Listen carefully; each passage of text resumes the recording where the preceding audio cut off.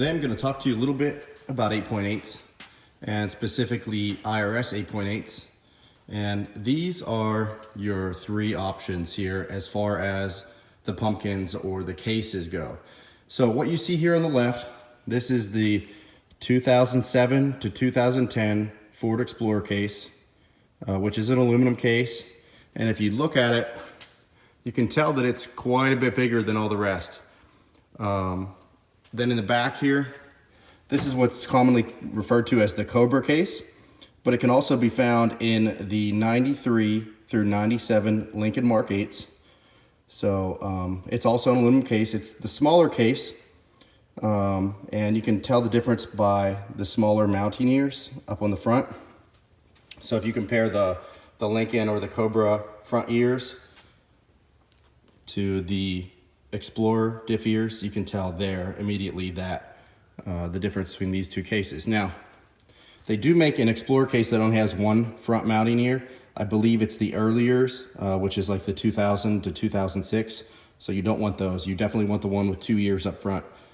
The other difference between these cases is the front yoke and the front flange, the front yoke, whatever you want to call it, the pinion.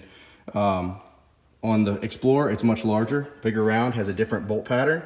On that case, it's completely disassembled, but you can see it here. This is the Thunderbird case, and you can again see the smaller front mounts. The case is iron here, which you can see some rust showing through some of the paint there. But the front yoke or pinion is a lot smaller. So out of the three of these, the strongest is actually this Thunderbird case because it is iron. The second strongest I would probably say is this Explorer case, and then you come down here to the Cobra case, which is the smaller aluminum case. So if we're looking at the diffs, this is one that I fully built. This has a Detroit True Track LSD in it. So on this one, like I think I did 3 2.5 gears. This is set up for like a V160 car. So we come back here, this is the Explorer, and almost all these Explorers are 3.5.5 gears. Some of them have a 3.7.3, I think, but they're pretty rare. Almost all of them are open diffs. So if you look in here, you can see there's no Z-packs, there's no clutches in there, so it's open diff. And then the Cobras, they have, the Cobras and the Lincolns, they have a lot of different gear ratios between those. So I'm not exactly sure those off the top of my head, but these are the two I most commonly work with. This one, like I said, the Explorer is the one I use in the Supra kits, in the 8.8 kits for the Supra. And then for the IS300 BRZ FRS GT86, I use the smaller cases because it has to be more compact to fit up into the subframe on those cars. One of the other differences I forgot to mention between these cases is actually internal, where you can't see, but the pinion bearing in here is actually smaller on these cases, on the smaller case, and then on the Explorer case, the pinion bearing is larger. So you will need different pinion bearings between these two cases if you're looking for rebuild kits. Now I do sell a rebuild kit for both of these, all ready to go. So if you have either one of these IRS cases, I can sell you a rebuild kit that has everything ready to go. The one other difference between these two cases is the stub seals. So you can see here the small stub seal, and then in the Explorer case, the large stub seal. If I back out here, you can probably see it a little better. So you can see the difference in those stub seals. This is my stockpile of cores as far as 8.8 pumpkins cases goes. And then I have all of my 8.8 stock here. So you can see I got some True Tracks there, some gear sets, some ring and pinion sets, the cages on the bottom there, front mounts on the bottom. And then here's all these cores, and you can see here I have 6, 1, 2, 3, 4. Yeah, I have 6 of the 2007 to 2010 Explorer cases, 1 Thunderbird case there, the rusty one, and then I got 4 of the Cobra style cases, and I actually have 2 more of those coming. They're getting a little bit more rare and a little bit more desirable, so they go for a little bit more of a premium as far as core charge from me if you want to run that case. But it's really up to you what you want to run. The Supras though, definitely The Explorer case is probably the best route for a street car. You could run the iron case if you wanted to. I just have to change the front mount around a little bit for the strongest option out there. But that's about it. That's the IS stock rear right there, so you can kind of see the physical size difference between these two rears. The 8.8s are definitely stout.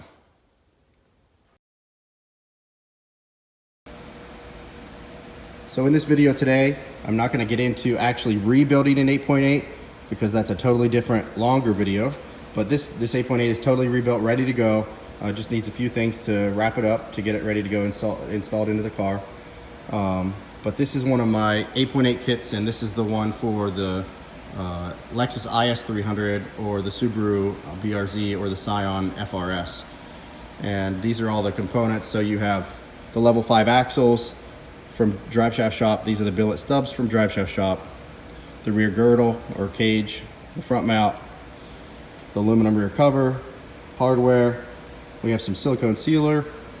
These are the factory bolts for this cover, which I'll show you why we have two different sets of bolts, these ones and these ones later. And then your gear oil. And since this is an iron case, they run a little bit warmer than an aluminum case, so I recommend the 85-140 for this. And if you're running a true track diff, which is a non-clutch type, so you're going to want to use non-synthetic, and you don't want any friction modifier in it. So the Valvoline 85-140 works pretty good for that. So let's go ahead and get started on this assembly process. And then what we're going to do is we're going to install it into this Lexus IS300 of mine. So if you're using an Eaton True Track, which is the one I like, it's about $500, $550, so it's pretty affordable.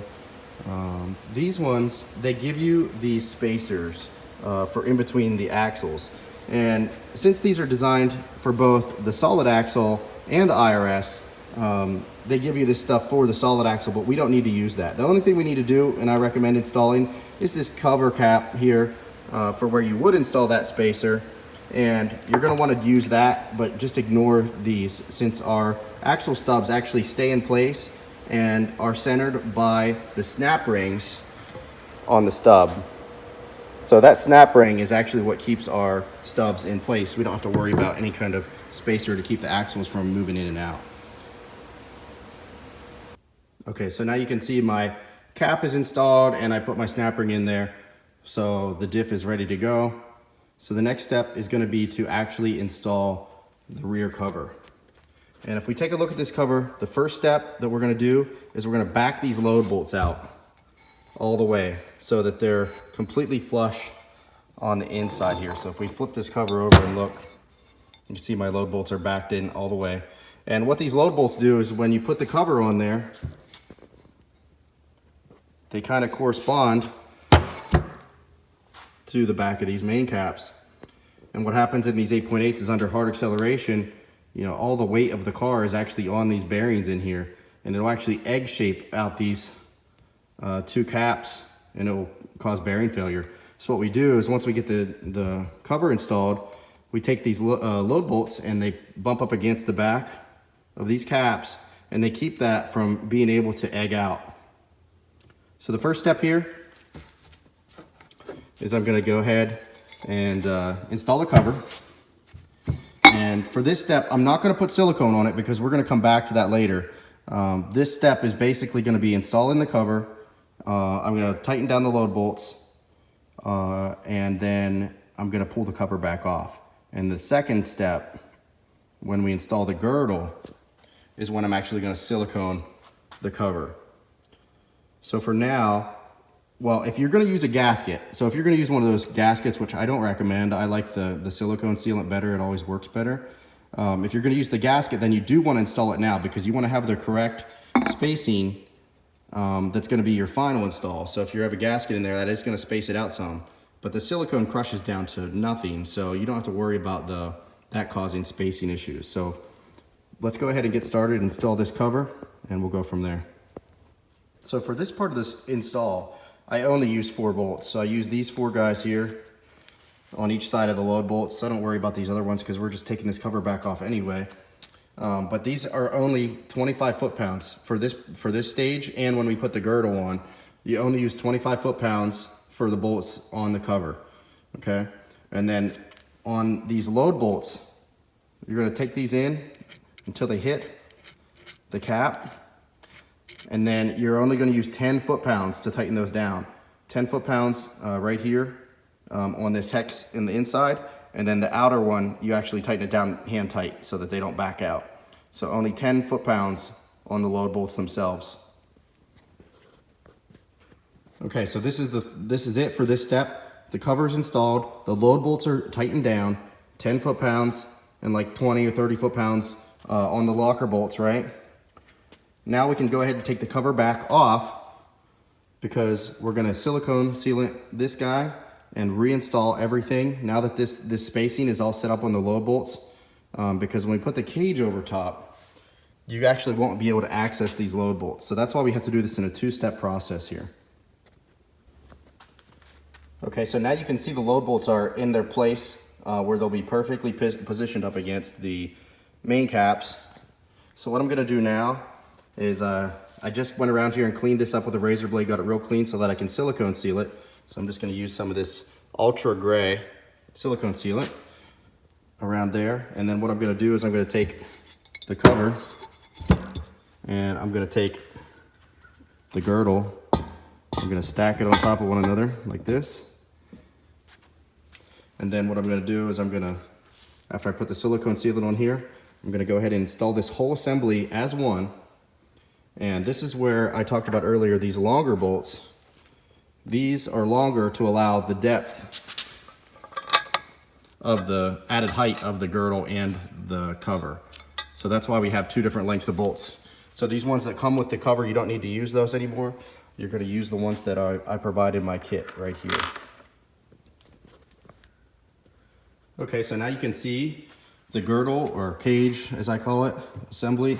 And the cover is installed. You can see my silicone has squished out a little bit there. And one thing to note, when you're tightening down these bolts, again, 25 foot-pounds, and we're using the longer black socket head bolts that I provide with the lock washers, 25 foot-pounds, and then go around lightly, you know, get them all hand tight lightly first, then go around, you know, maybe 15 foot-pounds, then come back around 25 foot-pounds, and then just go around again, just to make sure everything is nice and tight, that everything's all good and sealed up all the way around. And you should be good as far as getting the rear cage installed. Now, the last step here before we go ahead and put the fluid in the diff is we're gonna put these stubs in. So they just simply snap in. You basically just grab them and slide them into the splines align, and then just smack them in like that.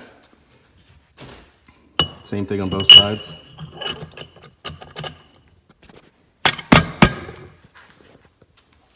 And that's basically it. Now we can fluid up the diff. And these IRS cases, they typically take 1.5 quarts. So our fill holes here, it's a little tricky to get into, but you can do it. Drain hole. So the cage is designed to have provisions to let you get in there for this cover. Okay, so now that we're pretty much done and ready to put this in, the last step is to install the front mount. And with my kit, it comes with some hardware, which are 2 longer bolts with 3 washers, and these go on the bottom. So they stack up like that, small, medium, large. Same thing on both sides, small, medium, large. And then this front mount, the way it's designed is to allow you to bolt it into the subframe, and you can see there how it has those recessed pockets in those weldments so that the bolts can go into the stock subframe, but also allow the bolts into the 8.8 rear. So this guy sits on here with the radius where my 2 fingers are towards the diff, so like this, and then the bolts come up through the stock mounts there. Now I do sell Prothane mounts for these, so if you want like a poly mount, which is a little bit nicer than these stock rubber ones, I do sell those as well. So here you can see the front mount is now installed. You can see the washer stacking order.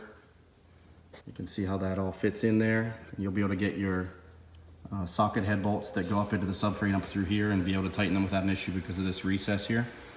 Now the one thing I will mention when we get to installing this is you may need to put one of the extra washers, which you can see over there that I include, may need to go in between here if your drive shaft rubs the tunnel in the car.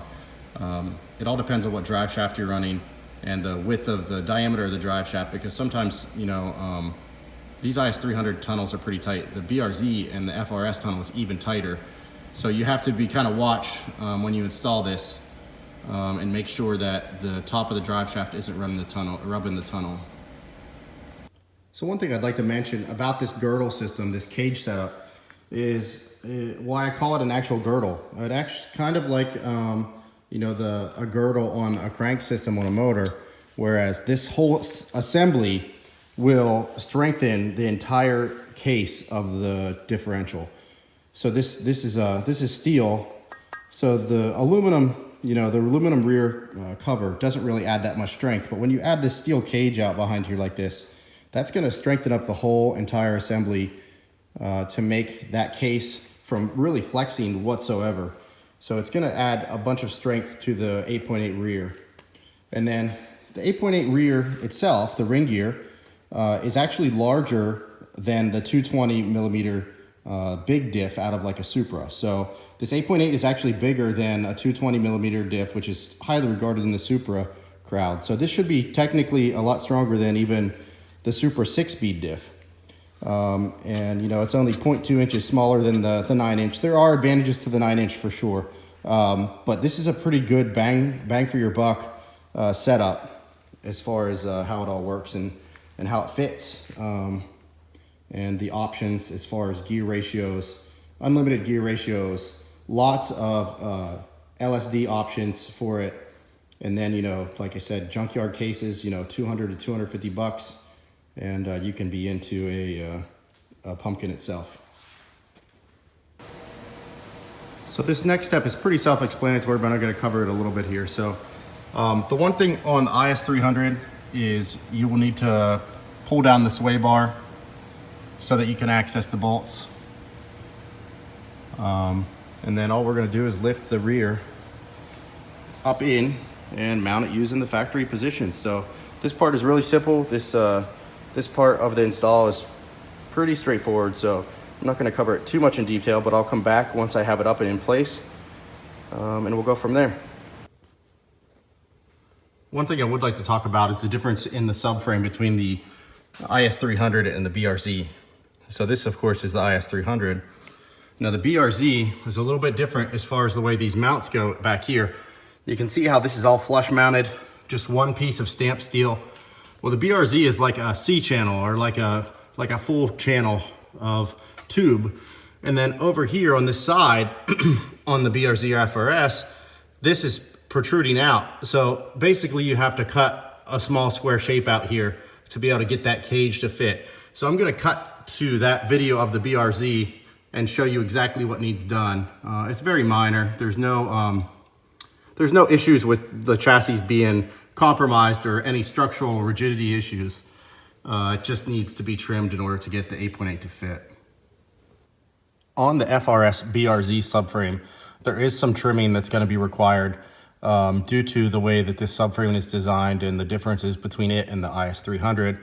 So you can see here on the right where I actually trimmed out a piece, and this is it. So it's not really big. You can see it's not much bigger than my thumb. But you will have to take that out in order to let the cage system mount go back into the actual bushings itself. So that little piece will need to be cut out, and I just used a grinder wheel setup, and I'll even post a template on my product page so that you can download that and, you know, cut it out of paper and stick it up there, and then you'll have exactly the dimensions you need to cut. Okay, so you can see I have the diff up and in place, and everything's clearing pretty well. So all you're going to do is you're going to come back here to your 3 factory mounting locations, and you're going to hand tighten those just so it holds it in place. You want to be able to move the diff around to get these front bolts to go in place. And then once we have all the bolts started, then you can go ahead and tighten these up And then last step is to come back up front here and tighten up these socket heads that go up in here. So one thing I do want to mention is these socket heads. I recommend using some red Loctite on those. That'll just keep it in place and keep it from rattling out with any vibration. So now that the diff is installed, the last step is to install the axles. And with these cars, like most of the cars that I deal with, the longer axle is on the passenger side. So this is the longer axle in the kit. I'm gonna try to do this one armed. So I mean, this is pretty self-explanatory, but you're gonna go ahead and stick the outer end of the axle into the wheel hum, and then you're gonna bump the axle up into place and tighten those bolts up. So again, longer axle on the passenger side or on the right-hand side, and then the shorter axle is gonna be on your driver's side. But you can see here, everything is installed and in place. So I'll come back to the last step, which is the drive shaft. So the axles are in place. I didn't tighten up these bolts because I'm not gonna do a final install on this. And this car actually is missing a transmission. So I can't install a drive shaft, but I can kind of explain one of the important details. So after you have this all in and together, you're gonna go ahead and install your shaft, right? You're gonna install your drive shaft. And then what you're gonna do is you're gonna spin it by hand and you're gonna see if you get any rubbing.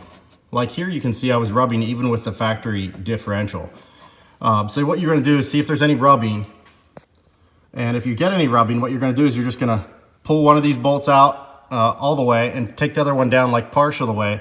Then slide a washer, one of the thicker 1/4-inch washers in between here and the top of the mount so that you space the diff down a little bit, and that way you'll avoid the rubbing part. So that's one thing to check before you go out and start tearing around in the car. Just make sure you don't have any rubs on the drive shaft. But other than that, that is it. Oh, don't forget to reattach your sway bar. But that is how the install goes. And it turned out to be a pretty nice kit. So if you go to GrannasRacing.com, you can see the pricing with or without the diff and with or without the drive shaft.